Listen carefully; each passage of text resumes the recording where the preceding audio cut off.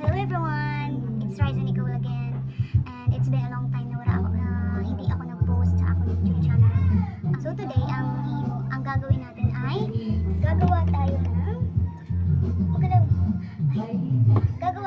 Graham ball. So gumagawa ako ng Graham ball para sa nailagay sa maliit naming tindahan for extra income na din. So I know na marurunong kayo gumawa ng Graham ball, pero ipapakita ko pa rin sa inyo ang process ko naman.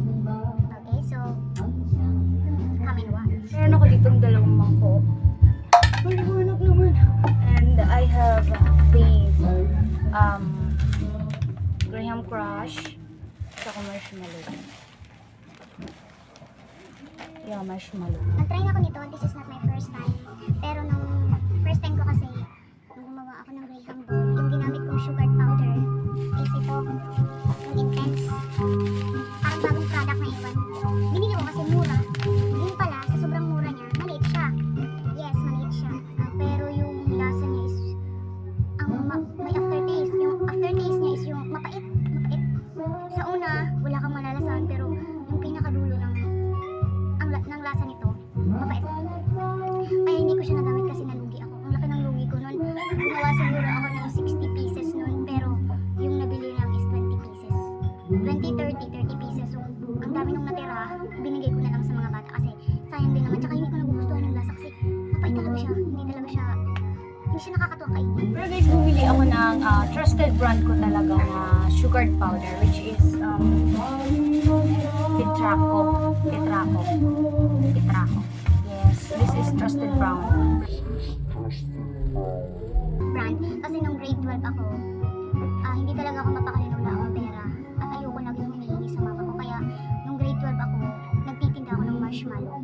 Yes, nagtitinda ako sa mga classmates ko, nagpapa-order ako sa mga classmates ko, which is, nung grade 12 ako talagang, yayamanin ng person kasi marami talaga akong pera nun. Kasi malaki ang income sa marshmallow. So, try nyo din magbenta. May nakakahiya siya, pero wala nang hiya. Pag wala kang pera, hindi na dapat nahihiya.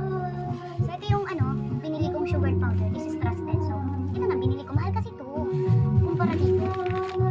Ito 35, ito 65. So, mas mura to. Pero yung lasa,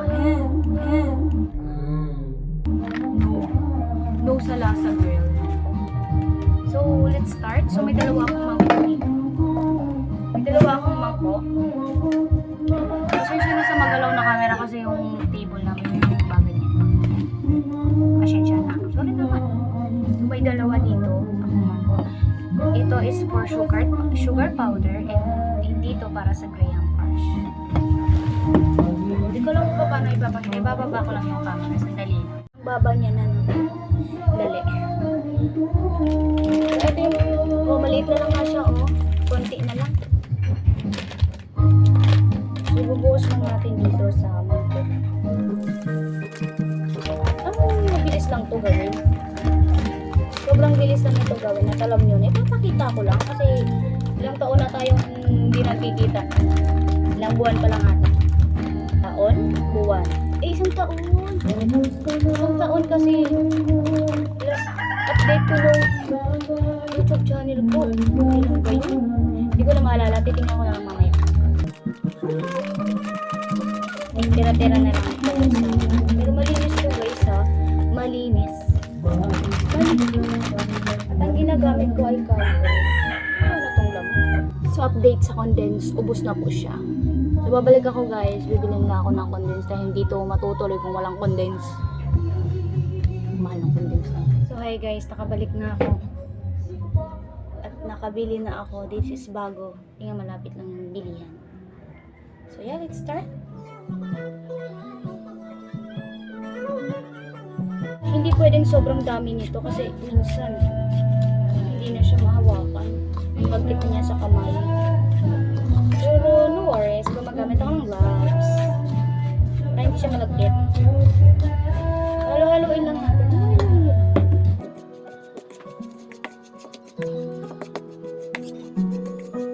Kasi mahirap ang buhay. Wala ka namang gagawin. Trabaho ka na lang. Hindi kasi ako nakakahanap ng trabaho. Busy ang pamilya ko for today. May maliit kaming tindahan. Kaya sa kitten. So, Just a meow-meow galit. So, hindi kasi ako nakakahanap ng trabaho kasi medyo busy ang parents ko. May maliit kaming tindahan. Hindi ako kailangan kong tumulong. Kaya hindi ako nakakapagtrabaho. Pero nagtrabaho na ako. Naka-experience na ako ng trabaho. Eh, sabi ko lang kahit hindi nyo tinanong.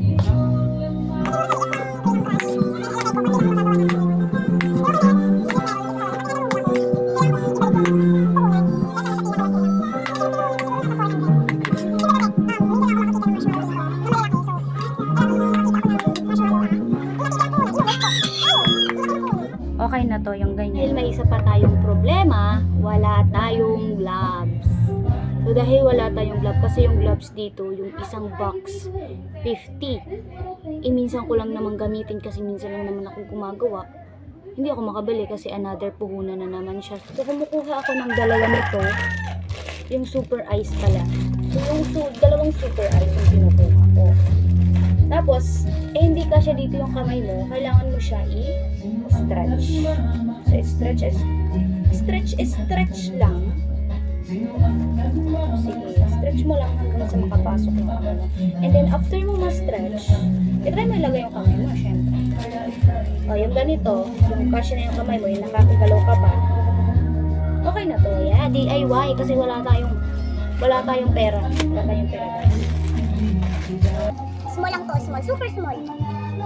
Another one for another hand. So, stretch nyo lang. Hindi naman itong gawin. Lalo pag wala kayo sa school, extra kayo. Lagi kayong, sabi nga nung philosopher, time is precious. Very, very precious kasi hindi na siya nababalik pa. So, okay na din to. So, ngayon, mag-start na tayo. Mag-start na tayo. So, ito yung marshmallow.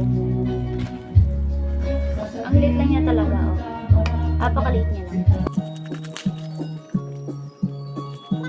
Para kukunin ako ni Lord. Huwag mo na, Lord.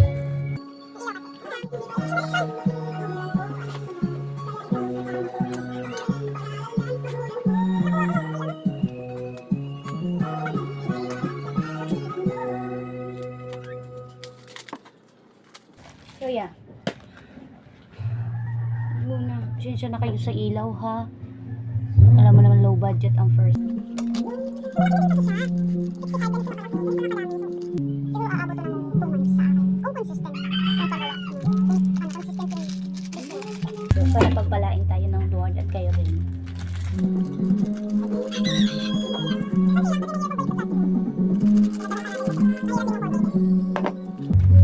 Tapos ibalik lang natin sa lalagyan kasi bakit hindi?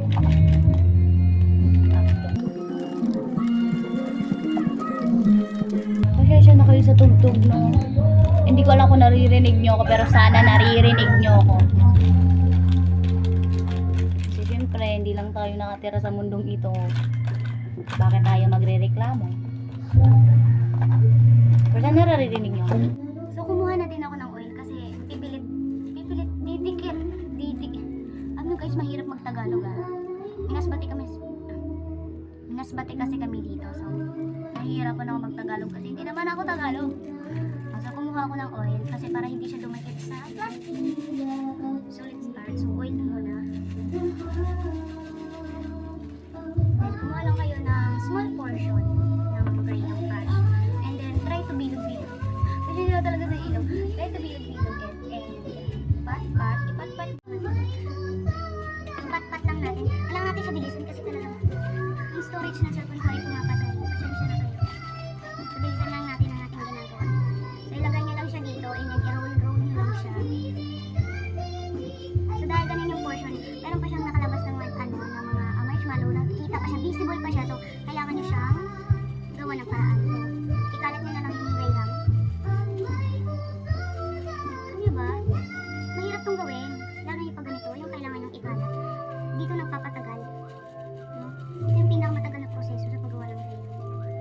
Mahirap siya kasi kailangan nyo siya i-cover. Kailangan nyo i-cover yung mga ganyan. So, napo-full storage talaga ako, guys. Hindi ko alam ang gagawin.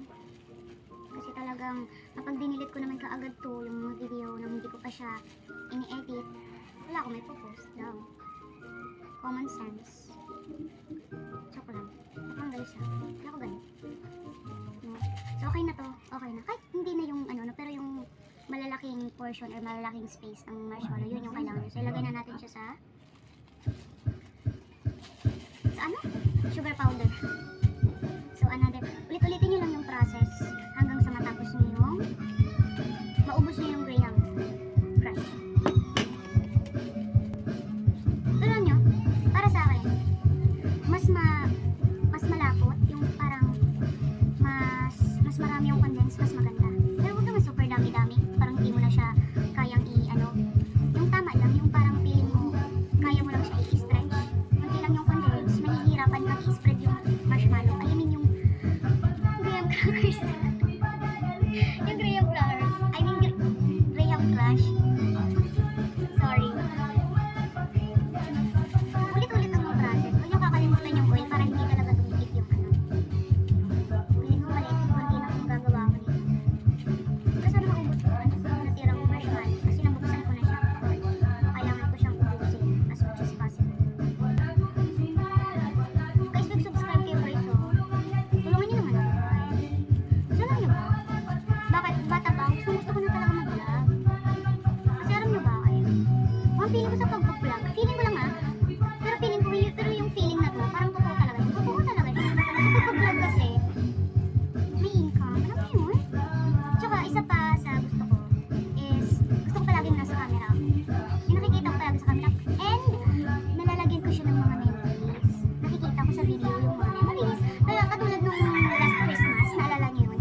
Yung video namin nung last Christmas, yung sa Lemon Challenge. Yun. Pag nakikita yun, natutuwa ako na talagang ang saya pala nung ano, nung last New Year. Nung last New Year namin. Ang saya-saya pala nung New Year pala guys, hindi Christmas. Saya-saya pala nung. Kaya, nag-video ako as much as possible. So, bilisan na natin ito. So guys, ito lang ang nagawa ko dahil hindi ko na siya matatapos dahil full storage na talaga ako. Kaya hanggang dito na lang. Bye!